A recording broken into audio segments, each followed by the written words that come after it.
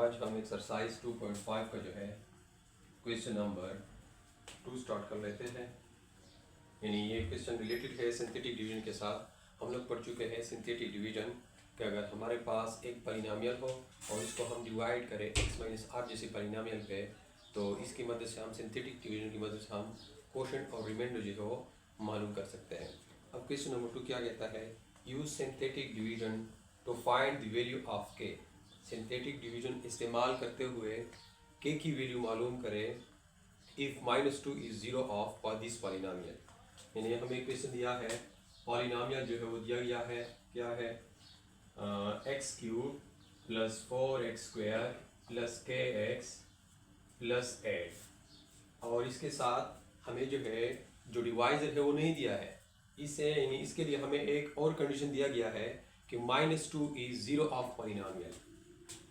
मैंने solution start किया, -2 is zero of P of x above P of x. अब zero of polynomial क्या होता है, इस क्वेश्चन में हमारे पास यानी जीरो ऑफ पॉलिनोमियल जो है इसका जिक्र हो रहा है। पहले हम जीरो ऑफ पॉलिनोमियल जो है डिस्कस कर लेते हैं। Zero of polynomial, zero of polynomial क्या होता है, यानी सच value of variable if you put in any polynomial and polynomial becomes zero, then such value of variable is called zero of polynomial।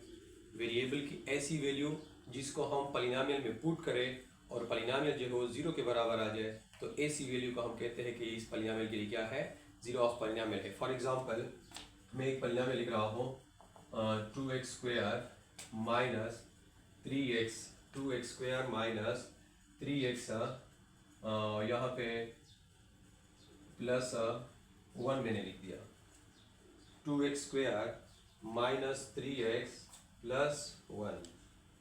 तो यहाँ पे हमारे पास ये एक पॉलिनोमियल है। अब हम इसकी जीरो ऑफ पॉलिनोमियल जो है वो मालूम करते हैं। अब यहाँ पे हम x की वैल्यू लगाएंगे। पहले मैंने x की वैल्यू जीरो यहाँ पे पुट की, put x equal to zero, तो हमारे पास p of zero is equal to 2 into zero square minus 3 into zero plus 1 आ जाएगा।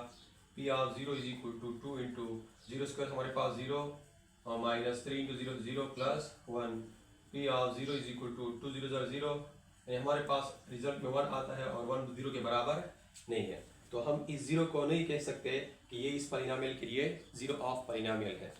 अब यहाँ पे हम 1 पुट कर लेते हैं, P of put x is equal to 1, तो यहाँ पे हम put x is equal to 1 in above expression, तो 2 into 1 square minus 3 into 1 plus 1 आ जाएगा। P of 1 is equal to और 2 इंटू 1 स्क्वायर हमारे पास 1 माइनस 3 प्लस 1 आ जाएगा। P of 1 is equal to 2 minus 3 plus 1 आ जाएगा। P of 1 is equal to minus 3 minus 2 से माइनस 1 आ जाएगा, प्लस 1 आ जाएगा। P of 1 is equal two plus 1 minus 1 0। तो हमें पॉलिनोमियल की ऐसी वैल्यू मिल गई, यानी 1 ऐसी वैल्यू है जिसको मैंने पॉलिनोमियल में पुट किया और पॉलिनोमियल से रिजल्ट पे हमारे पास जीरो आ गया, तो इस हम 1 को कह सकते हैं कि ये 1 क्या है, इस पॉलिनोमियल के लिए जीरो ऑफ पॉलिनोमियल है। सो 1 इज जीरो ऑफ पॉलिनोमियल, यानी ये हमारे पास 1 जो है इस पॉलिनोमियल के जीरो ऑफ पॉलिनोमियल है। अब यहाँ पे हम लोग यानी फैक्टर थ्योरम 9 में पढ़ चुके हैं। फैक्टर थ्योरम क्या कहता है, लेट यानी यहाँ पे ये कहता है फैक्टर थ्योरम, फैक्टर थ्योरम क्या कहता है, वो ये कहता है कि let p of x be any polynomial then x minus r is factor of p of x। x minus r इस पॉलिनोमियल के लिए फैक्टर होगा कब, if and only if. Mathematically हम यूं लिखते हैं इफ एंड ओनली इफ, यहाँ पे माइनस के बाद जो r होता है, if r is a zero of polynomial, if r is zero of polynomial. Factor theorem यह कहता है कि x मनफी r इस p ऑफ x के लिए फैक्टर होगा, मतलब कि p ऑफ x जो है इस x मनफी r पे एग्जैक्ट डिवाइड होगा। कब एग्जैक्ट डिवाइड होगा, अगर इफ माइनस के बाद जो r है, अगर ये r इस ऊपर वाले पॉलिनोमियल का क्या है, जीरो ऑफ पॉलिनोमियल है। और इफ का मतलब ये जो है बैक से हम इसको भी यानी ये कह सकते हैं अगर हमें if R is zero of polynomial, अगर हमारे पास किसी पॉलिनोमियल का जीरो ऑफ पॉलिनोमियल जो है वो मालूम हो गया, तो फिर हम कह सकते हैं कि ये पॉलिनोमियल में जो वेरिएबल है, यानी यहाँ पे x है, तो वो वेरिएबल माइनस वो जो जीरो ऑफ पॉलिनोमियल मैंने मालूम किया हुआ है, वो इस पॉलिनोमियल का क्या होगा, फैक्टर होगा। तो फैक्टर थ्योरम की मदद से हम, यानी अगर हमें फैक्टर दिया गया होता है तो हम माइनस के बाद जो वैल्यू होती है वो जरूर इस पॉलिनोमियल के लिए जीरो ऑफ पॉलिनोमियल होगी। और अगर हमें किसी पॉलिनोमियल की जीरो ऑफ पॉलिनोमियल मालूम हो जाए तो हम इसी पॉलिनोमियल के लिए फैक्टर जो है फैक्टर थ्योरम की मदद से मालूम कर सकते हैं। किस तरह, if R is zero of polynomial, अगर हमें किसी पॉलिनोमियल का जीरो ऑफ पॉलिनोमियल मालूम हो गया, देन उस पॉलिनोमियल में जो वेरिएबल होता है वो वेरिएबल माइनस वो जो जीरो ऑफ पॉलिनोमियल मैंने मालूम किया हुआ है वो इस पॉलिनोमियल का क्या होगा, पी ऑफ एक्स का वो जरूर फैक्टर होगा। तो अब जो है हम क्वेश्चन की तरफ जाते हैं। हमें क्वेश्चन में -2 इज जीरो ऑफ पॉलिनोमियल दिया गया है, यानी वो सिंथेटिक डिवीजन के लिए हमें एक पॉलिनोमियल की जरूरत होती है और एक डिवाइजर जो x माइनस आर की फॉर्म में हो, लीनियर पॉलिनोमियल। तो यहाँ पे हमें डिवाइजर जो है वो शेकल का नहीं दिया गया है, सिर्फ -2 जीरो ऑफ पॉलिनोमियल का कहा है। तो हमें अगर जीरो ऑफ पॉलिनोमियल मालूम हो जाए तो हम इस पॉलिनोमियल के लिए जीरो, तो अब आते हैं, अगर हमें जीरो ऑफ पॉलिनोमियल दिया गया है, देन बाय फैक्टर थ्योरम, यानी इस पॉलिनोमियल x में है x माइनस, और जीरो ऑफ पॉलिनोमियल क्या है, -2 है, तो इसको हम यूं लिख सकते हैं x minus into minus plus 2 is factor of p of x। इस ऊपर वाले p ऑफ x का जो है ये फैक्टर हमें मालूम हो चुका है बाय फैक्टर थ्योरम। तो अब हमारे पास यानी x प्लस 2 जो है ये डिवाइजर आ चुका है फैक्टर में। ये खूबी होती है कि इस पे ये पॉलिनोमियल एग्जैक्ट डिवाइड होगी, मतलब रिमाइंडर जो है वो जरूर जीरो आ जाएगा। तो अब आते हैं, हमने फैक्टर थ्योरम यूज करना है और जो क्वेश्चन में रिक्वायर्ड है वो बेसिकली k की वैल्यू जो है वो हमने मालूम करनी है।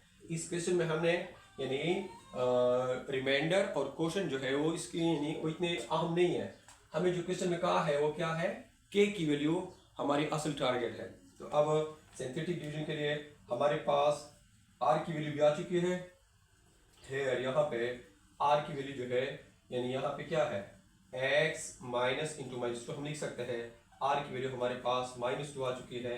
अब हम दो लाइन लगा लेंगे और इस पहली लाइन पे हम यहाँ पे जो पॉलिनोमियल की कोफिशिएंट है वो लिखेंगे। पॉलिनोमियल ऑलरेडी सिंथेटिक डिवीजन के लिए डिसेंडिंग ऑर्डर में होनी चाहिए, x³ x² x की पावर 1 और कांस्टेंट।